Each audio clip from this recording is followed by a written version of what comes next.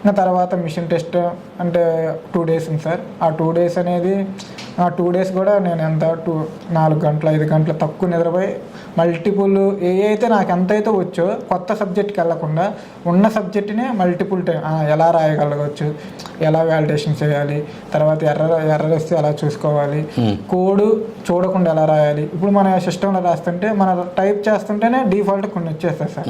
అలా కాకుండా ఇంటెలిజెన్స్లో వచ్చేస్తాయి. అలా రాకుండా మనం కోడ్ రాసేటప్పుడు ఒకటి వాడితే ఎలా అయింది, ఇది వాడితే ఎలా అయింది, నేను మల్టిపుల్ టైమ్స్ అని కొంచెం రివిజన్ చేశాను సార్. అక్కడికి వెళ్ళిపోయిన తర్వాత కూడా వాళ్ళ సిస్టంలో పెట్టారు సార్ కోడ్. అక్కడికి వెళ్ళిపోయినప్పుడు మనం ఎలాగంటే కోడింగ్ రాసేటప్పుడు ఇప్పుడు మన ల్యాప్టాప్ ఏదైతే ఎన్విరాన్మెంట్కి అలవాటు పడుద్దో మనకు కొట్టంగానే ఇప్పుడు ఇంటర్ని కొట్టంగానే అది డిఫాల్ట్గా వచ్చేస్తుంది సార్.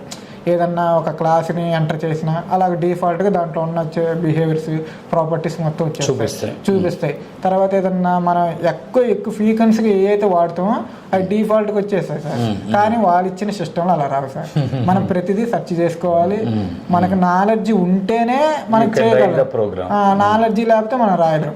ఇప్పుడు మళ్ళీ తర్వాత కోడింగ్ మార్చినప్పుడు ఎన్ని అవర్స్ పట్టింది ఆ టాస్క్? 4 hours అంటే ఒక 4 hours పట్టింది సార్. ఎన్నింటికి స్టార్ట్ అయింది? స్టార్ట్కి 4 ఇష్యూ అంతే ఉంది కానీ మొదలైంది 4 అయింది సార్. 4 నైట్ 8 వరకు నడుస్తుంది.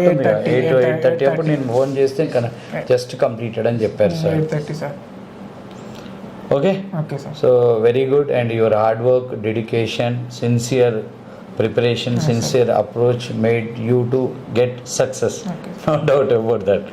Okay, we are also very happy to see you like this, and I'm sure you are one of the best sincere student in this year. Right. All the very best. Thank you.